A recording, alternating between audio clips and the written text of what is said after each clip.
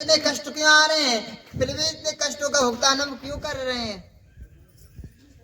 अब देखो आत्मदेव अपनी कथा सुना रहे हैं, कह रहे हैं महाराज कि प्रभु मुझे कुछ ना चाहिए है, मुझे तेरे चरणों की भक्ति चाहिए। आत्मदेव जी पे भगवान का दिया सब कुछ था, धन दौलत भी, खूब भरमार थी, मगर एक कमी थी, संतान की। कहते हैं कि घर में जब दूध और पूत रहते हैं जब ही उस घर में आनंद आता है। आत्मदेव जी को भरमार हर चीज संपूर्ण थी, मगर एक पुत्र की अभिलाषा थी। जब वो भाल लेकरता था, कहीं जाता था तो आस पड़ोसी ताने मार दिया करें। तो एक दिन आत्मदेव जी के जो तानों की बात हृदय में चुभ गई, आत्मदेव जी रोने लगे, हे परमात्मा मैं तेरी इतनी भक्ति करता हूँ फिर भी मुझे एक संतान की प्राप्ति न हुई, फिर भी मुझ पर कोई संतान ना है, इसका कोई उद्धार दीजिए प्रभु। आत्मदेव जी बड़े व्याकुल हो गए। जब आत्मदेव जी जब बड़े व्याकुल हो गए तो उन्होंने दृढ़ निश्चय कर लिया कि अब हम जा रहे हैं और जंगल में तपस्या करेंगे। अपने कहीं जंगल में जाकर के अपना प्राण त्याग देंगे। आत्मदेव जी जंगल में चले गए। एक सरोवर के पास जा करके आत्मदेव जी रोने लगे,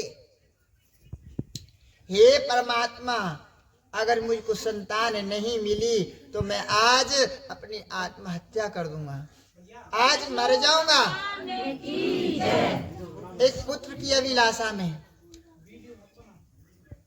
हाँ, कथा की तो बना सकते हैं, दरबार की नहीं बनाओगे। देव जी विलाप कर रहे, भगवान के नाम पर रो रहे हैं, प्रभु हे प्रभु तुम कहाँ हो, तुम इतने निर्दयी तो नहीं हो।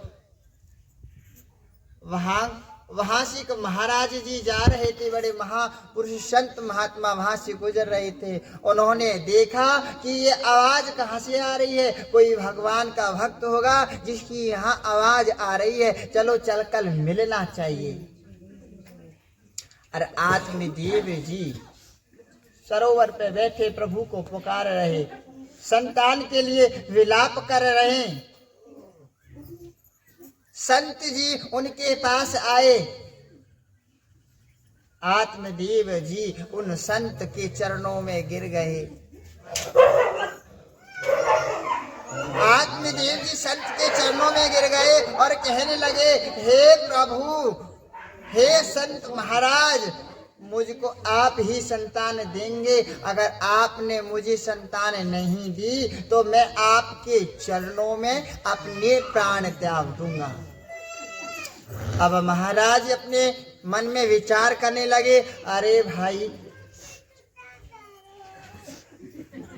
भाई हम तो किसी भक्त की वाणी सुन के आए और ये तो हमारे गले में सांप ही पड़ गयो, अब तो पीछे ही पड़ गयो। अब भाई संतन की जो आत्मा है बड़ी कोमल होती है।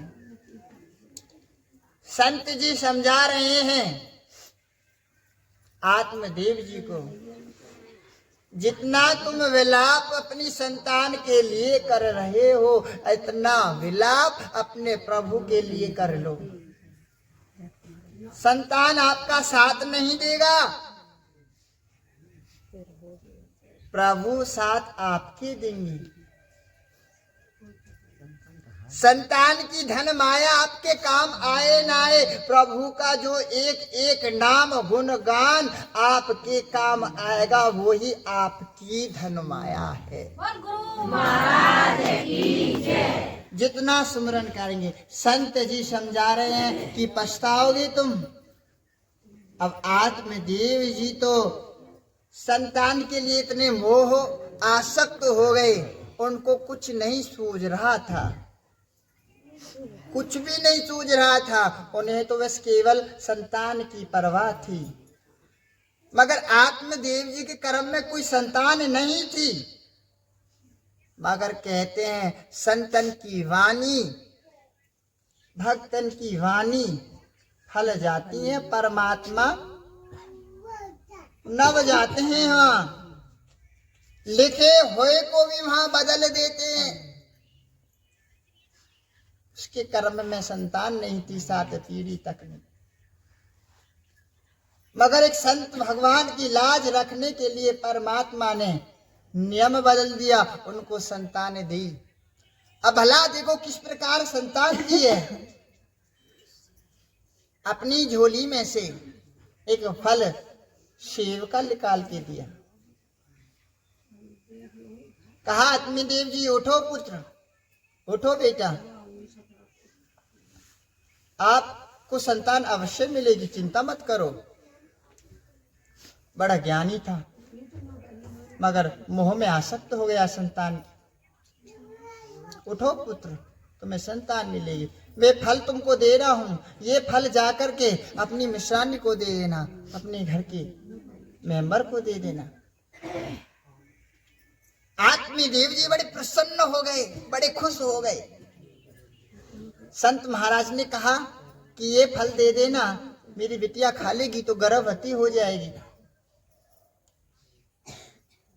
महात्मा जी ने वो महात्मा जी ने वो सेब निकाल के आत्मदेव जी के हाथों में दे दिया। आत्मदेव जी बड़े प्रसन्न होकर के अपने घर वापस आए। जब घर वापस आए तो अपनी पत्नी धुंधकारी से मिले। अपनी पत्नी धुंधकारी से जब वो मिले तो कहने लगे, हे मिश्रानी, मैं जंगल की तरफ गया था परमात्मा के डोर लगाने के लिए, संतान के लिए। तो एक महाराज वहां हमको मिले, महाराज ने ये फल दिया है, आप इस फल को खा लेना। आप इस फल को खा लेंगे तो हमको पुत्र या संतान की प्राप्ति अवश्य होगी, आप गर्भवती हो जाएंगी। नाम क्या था उसका? धुंधली। जैसा नाम था ऐसे उसके कर्म थे, ऐसी उसकी विपरीत सोच थी धुंधली की। अब धुंधली को फल दे दिया, अब विचार करने लगी, मैं इस फल को खाऊं या ना खाऊं। अगर मैं इस फल को खा लूंगी, अगर गर्भवती में हो गई, मैं भूख प्यास कैसे सहन कर पाऊंगी? मैं कैसे इतने दर्द को सह पाऊंगी? धुंधली की विपरीत बुद्धि है, तो वो विपरीत सोच रही है। अगर घर में आंच लग जाए, अगर मेरे गर्भ में संतान है, अगर आंच लग जाएगी तो मैं कैसे भागूंगी? मैं तो मर जाऊंगी।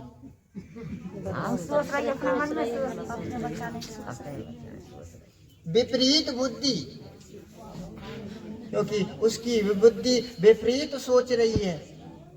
संतान के सुख के लिए नहीं सोच रही है, अपने लिए सोच रही है कि मैं इतने कष्टों को कैसे सहन कर पाऊंगी। वो माँ धन्य है जो इतने कष्टों को सहन करके हम जैसे, तुम जैसे पुत्रों को जो जन्म दीजिए, जैसे ध्रुव प्रहलाद को जन्म दिया, ऐसे पुत्रों को जो जन्म देती है वो माँ जननी धन्य है, धन्य।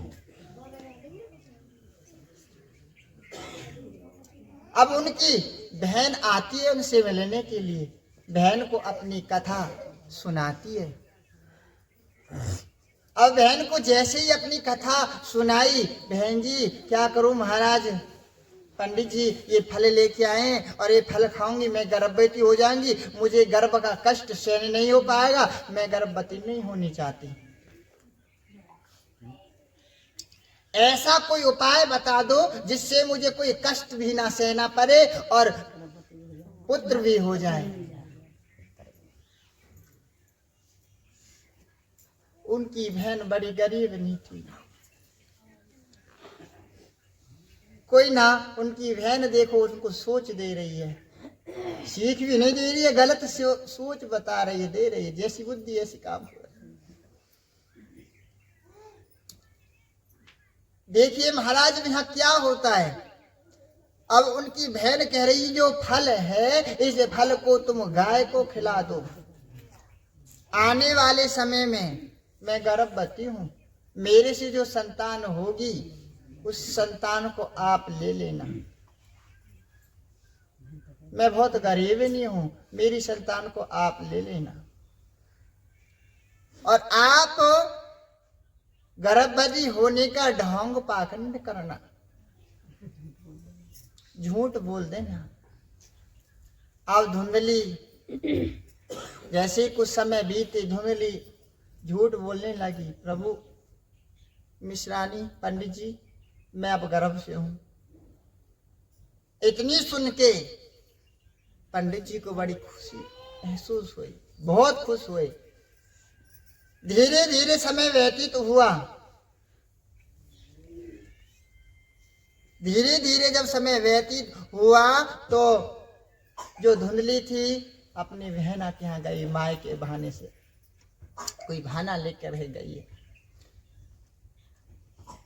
वहां जाकर उनको संतान की प्राप्ति होती है, उनकी बहन को होती है, बहन की संतान को ले आती है, बहन की संतान को अपने वापस ले आती है, कहती है हे महाराज आपका पुत्र हुआ है। अब आत्मदेव जी बड़े प्रसन्न हुए पुत्र की प्रशंसा सुन करके, गद गद फूला ना समाए, बहुत दान किया, यज्ञ कराए, पंडितों को बुलाया, भोजन कराया, संत महात्मा को जिमाया। अरे आज भगवान की कृपा से हमारे घर पुत्र की कामना पूरी हुई है, आज हमारे घर पुत्र पधारे हैं।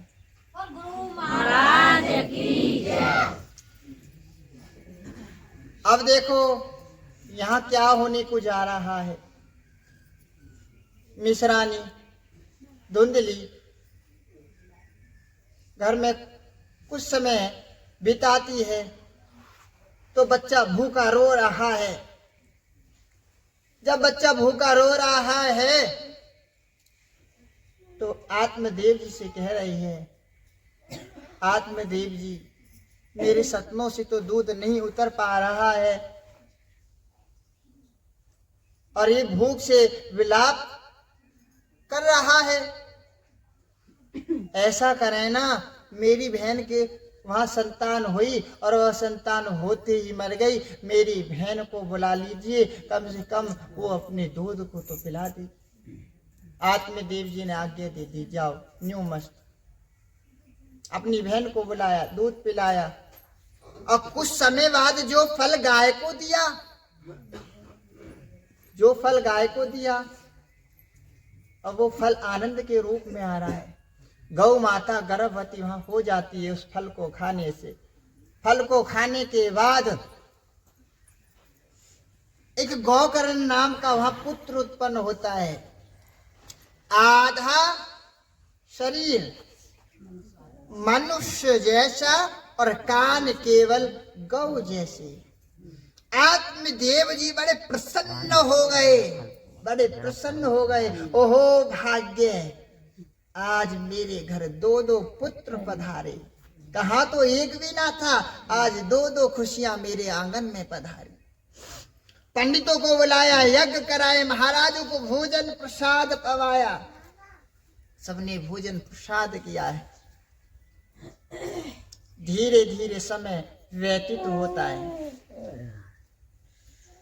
दोनों बच्चे बड़े होते हैं। जैसे आत्मदेव जी अपने बच्चे को रखते थे ऐसे ही गोकर्ण उनका पुत्र था, उसको रखते थे। मगर गोकर्ण बड़ा ज्ञानी था, बड़ा ज्ञानवान था। जो धुंधकारी का पुत्र था उसका नाम धुंधली क्या रखती है पता है? धुंधकारी। प्रभु मैं अपने पुत्र का, अब देखो कहती है पंडित जी, अपने पुत्र का नाम मैं धुंधकारी रखूंगी। अब आत्मदेव जी कहने लगे, माता का स्नेह पुत्र पे अधिक होता है, तो माता जैसा चाहे ऐसा हो जाए, तुम रख लीजिए। अपने नाम पे उसका नाम रख दिया धुंधकारी। जब धुंधकारी नाम रख दिया, धीरे धीरे समय व्यतीत हो गया। गौकरण जी अपनी तपस्या के लिए निकल गए, क्योंकि उनको ज्ञान था इस माया में नहीं पड़ना है, मुझे भगवान का भजन करना है। तपस्या में चले गए। धीरे धीरे समय कम है, थोड़ा जल्दी जल्दी हम कथा को सुनाएंगे, फिर आगे कार्रवाई करेंगे, क्योंकि ठंडा भी मौसम होता हो जा रहा है। तो धुंधकारी जैसे नाम थे ऐसे उसके कर्म होने लगे। पंडित कुल में उनका जन्म हुआ, मगर नहीं, उसके कर्म तो और थे। जुआ खेलना, वैश्याओं की संगत करना, चोरी चकारी करना, लूट पाट करना। जैसे जैसे बड़ा होता गया, ऐसे ऐसे उसके अत्याचार पाप बढ़ते गए। जब बढ़ते गए, धीरे धीरे जितना घर में सब धन था, सब धन वैश्याओं को लुटा दिया। सब धन वैश्याओं को लुटा दिया। जब घर में धन ना रहा, तो माता पिताओं को पीटने लगा कि मुझे नहीं मालूम, कहीं से भी लेके आओ, मगर धन चाहिए मुझे। जैसे आजकल के बच्चे जब शराब पी लेते हैं ना, माता पिताओं में लड़ाई झगड़ा करते हैं, घर में लड़ाई झगड़ा करते हैं, बचा कुचा कहीं रखा होगा उसे भी ले जाते हैं। ऐसे मत बनो। अब देखो आग है, धुंधकारी की कितनी बुरी दशा होगी। अगर जो भाई इस रास्ते से चल रहा होगा, अपना रास्ता संभाल लीजिए। दारू मांस मदिरा इत्यादि का सेवन करता, माता पिता को पीटता। माता पिता को जब पीटता तो कहता धन लाओ, बचा कुचा जो कुछ धन था सब कुछ लुटा दिया, अपने बच्चे को दे दिया। अब धुंधली माँ डर रही है, धुंधकारी आएगा और हमसे धन मांगेगा, धन है नहीं, वो हमसे लड़ेगा, पीटेगा, मारेगा, घुथेगा, या तो कहीं जाकर के अपने प्राण त्याग देना चाहिए। अब देखो उस माता का नतीजा कितना गलत हो रहा है। अपने पुत्र की बहस से पास में नजदीक एक कुआं था, उस कुएं में कूद करके माता जी अपने प्राण पखेरु कर लेती है। जो माताएं अपने बुद्धि और दिमाग से गलत सोचती होंगी, विचार गलत रखती होंगी, उनका भी ऐसा ही दंड मिलेगा जैसे धुंधकारी के साथ, धुंधली के साथ हुआ है। गलत विचार थे तो गलत विचारों का फल मिला, कुआं में कूद गई, मर गई, प्राण पखेरु हो गए। अब पंडित जी सोच रहे हैं कि अब मैं ही क्या करूं, मैं भी जा करके भजन परमात्मा के में लग जाता हूं। आज मुझे उस संत की वाणी याद आ रही है, आज मुझे उस संत की यह वाणी याद आ रही है कि संतान किसी की नहीं है बेटा, संतान तेरे कर्म में नहीं है, अंत में तू पछताएगा। मगर मैं उस समय संतान में इतना आसक्त हो गया, मैं सब कुछ भूल गया।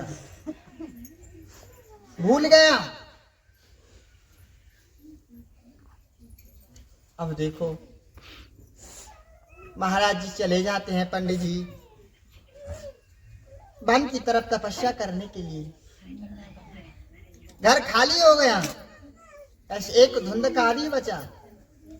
धुंधकारी ने अब और अत्याचार कर लिया, जितनी भी सब वेश्याएं ही अपने घर में बसा लिया। वेश्याओं का संगत करता था और अपने घर में बसा लिया। लूट पाट करके, चोरी चकारी करके वेश्याओं को धन देता था। अब वेश्या सोचने लगी, धुंधकारी आएगा और हमसे धन मांगने लगेगा तो हम उसे धन कैसे देंगे, चलो आज धुंधकारी को ही मार दिया जाए। कि वेश्या कभी किसी की सगी नहीं होती है। अब वो धुंधकारी को मारने का विचार कर रही है। यहाँ पूरी तरह से प्लानिंग कर ली है, धुंधकारी आएगा उसको आज खत्म करना है, कभी हमसे धन मांगने लगे। अब धुंधकारी आता है, हारा थका हुआ आता है, चार पाए पे लेट जाता है। लेटने के बाद सबरी वैश्या इकट्ठी हो जाती हैं, उनके हाथ पैरों को बांध देती हैं, गला घोट देती हैं। गला घुटने पे भी नहीं मरता है, मुंह दबा देती हैं। मुंह दबाने पे भी नहीं मरता है तो जब गरम गरम अंगारे उसके मुंह में भर देती हैं। बड़ी दुर्गति के साथ धुंधकारी की मृत्यु हुई। बहुत दुर्गति करी, मारपीट करी धुंधकारी के साथ। जब उसकी मृत्यु वेश्याओं ने कर दी। समय रहते हुए सुधर जाओ। अगर हम गलत रास्ता पे चल रहे हैं तो ऐसा समय हमारा भी आ सकता है।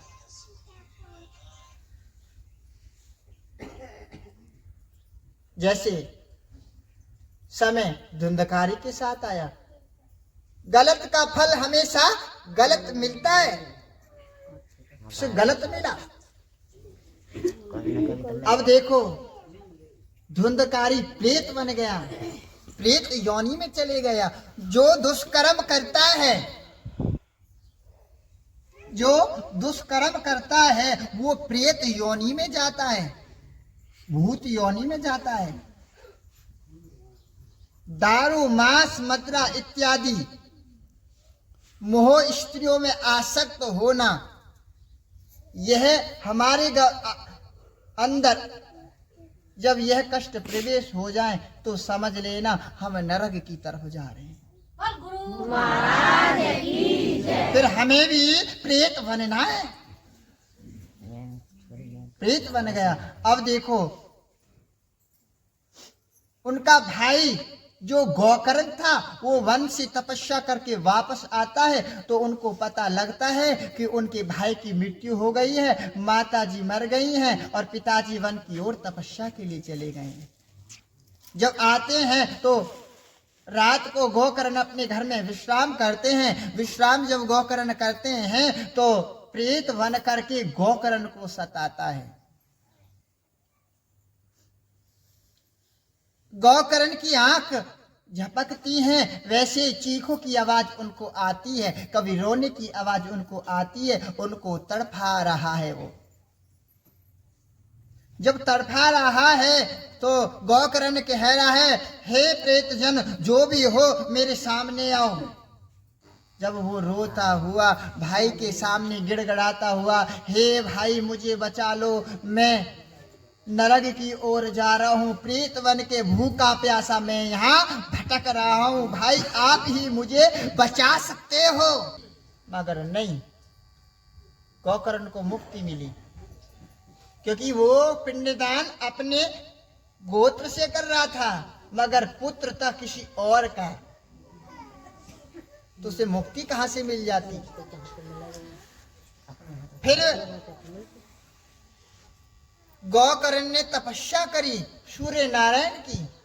जब गोकर्ण ने तपस्या करी तो सूर्य देव ने कहा कि जाओ अपने गोकर्ण भाई, अपने धुंधकारी भाई को श्रीमद् भागवत कथा का रसपान कराओ, तब उनकी मुक्ति हो सकती है। तब विधि विधान से गोकर्ण श्रीमद् भागवत पंडाल सजाते हैं।